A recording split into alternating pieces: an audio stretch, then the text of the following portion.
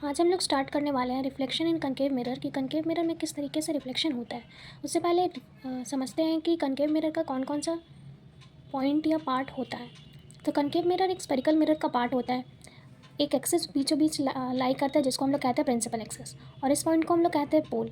और spherical mirror का जो सेंटर होता है उसको सेंटर ऑफ कर्वेचर कहते हैं, और पोल और सेंटर ऑफ कर्वेचर को जो पॉइंट इक्वली डिवाइड करता है उसको फोकस कहा जाता है। तो चलिए स्टार्ट करते हैं। केस 1 समझते हैं। अगर कोई कनकेव मिरर है तो ये उसका फोकस मान लेते हैं और ये सेंटर ऑफ कर्वेचर। अगर कोई लाइट पैरेलल जा रहा है प्रिंसिपल एक्सिस के तो वो हमेशा और हमेशा फोकस से ही पास करता है। ये पहला केस कहलाता है। दूसरा केस जस्ट इसका अपोजिट कह सकते हैं हम लोग कि अगर कोई कनकेव मिरर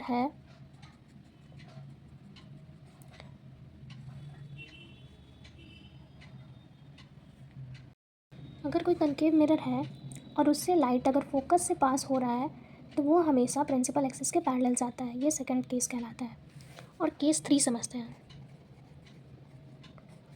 अगर कोई कनकेव मिरर है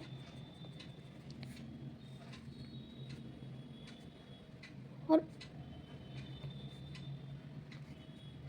सेंटर ऑफ कर्वेचर से कोई लाइट पास कर रहा है तो वो उसी एंगल को बनाकर मतलब 180 डिग्री एंगल से वापस सेंटर ऑफ कर्वेचर को ही चला जाता है। अगर सेंटर ऑफ कर्वेचर से आता है तो वापस सेंटर ऑफ कर्वेचर को चला जाता है। और केस 4 क्या कहता है, ये बहुत इंटरेस्टिंग है कि अगर पोल से कोई लाइट पास हो रहा है तो वो सेम एंगल बनाकर पोल से ही वापस चला जाएगा।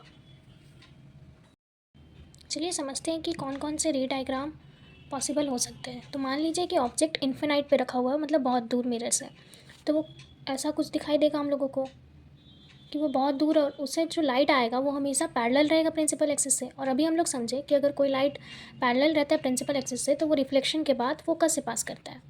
सिमिलरली अगर एंड से भी देखें तो एंड से भी एक लाइट रे निकलेगा और वो पैरेलल होगा प्रिंसिपल एक्सिस के, तो वो पास करेगा फोकस के थ्रू।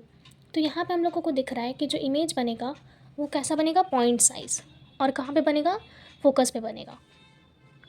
दूसरा केस क्या है कि अगर ऑब्जेक्ट को हम लोग सी के बियॉन्ड रखें तब कैसा इमेज बनने वाला है। मगर मतलब ऑब्जेक्ट को अगर यहाँ रखें तो सेम कंडीशन, पैरेलल लाइट रे आएगा तो वो फोकस से पास करेगा। ठीक है। अब दूसरा, अगर फोकस से हम लोग पास करवाएं तो वो पैरेलल जाएगा प्रिंसिपल एक्सिस के। तो इमेज कहीं सी और एफ के बीच में बनेगा और रियल एंड इन्वर्टेड बनेगा और डिमिनिस्ड बनेगा, मतलब छोटा साइज बनेगा, ऑब्जेक्ट से छोटा बनने वाला है। और अगर केस 3 समझें तो पैरेलल लाइट रे आएगा, फोकस से पास करेगा, पहला लाइट रे, दूसरा लाइट रे अगर फोकस से आ रहा है तो पैरेलल जाएगा। तो यहाँ पे इमेज कहीं मीट कर रहा है, लाइट रे मीट कर रहा है, मतलब कि इमेज सी पे बनने वाला है और रियल एंड इन्वर्टेड बनने वाला है। अगर ऑब्जेक्ट को सी और एफ के बीच में रखें तो क्या होने वाला है, मतलब ऑब्जेक्ट यहाँ है, पैरेलल लाइट रे आया, फोकस से पास किया। और दूसरा बना लेते हैं कि पोल से पास करने वाला लाइट रिफ्लेक्ट बैक कर जाए। तो यहाँ पे जो इमेज बनने वाला है वो बियॉन्ड सी बनेगा। और कैसा बनेगा, रियल एंड इन्वर्टेड बनेगा। बियॉन्ड सी बनेगा, रियल एंड इन्वर्टेड बनेगा और इनलार्ज्ड बनेगा। अब ऑब्जेक्ट को एफ पे रख के देखते हैं। तो ऑब्जेक्ट को अगर एफ पे रखेंगे तो लाइट रे पैरेलल आएगा, फोकस से पास करेगा, पोल से पास करवाएं तो सेम एंगल बना के रिफ्लेक्ट करेगा। तो ये कहीं इनफाइनाइट पे जाके मीट करने वाला है। तो इमेज इस कंडीशन में इनफाइनाइट पे बनने वाला है।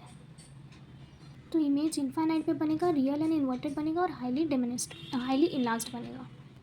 अब समझते हैं कि ऑब्जेक्ट को अगर फोकस और पोल के बीच में रखें, मतलब यहाँ कहीं पे रखें, तब क्या होने वाला है। तो लाइट रे पैरेलल आएगा, नो डाउट फोकस से पास करेगा, फिर पोल से पास करने वाला लाइट सेम एंगल बना के पोल से पास करेगा। तो ये ऐसा लाइन बनने वाला है जो कभी भी मीट ही नहीं करेगा, इसको इंटरसेक्ट बिहाइंड द मिरर हम लोगों को करवाना पड़ेगा। तो इसमें जो इमेज बनने वाला है वो वर्चुअल एंड इरेक्ट बनने वाला है। ठीक है, बिहाइंड द मिरर बनेगा, वर्चुअल एंड इरेक्ट बनेगा और इनलार्ज्ड बनेगा, ऐसा कुछ होगा। आई होप कि आपको 6 केस समझ में आ गया होगा। Thank you so much for watching.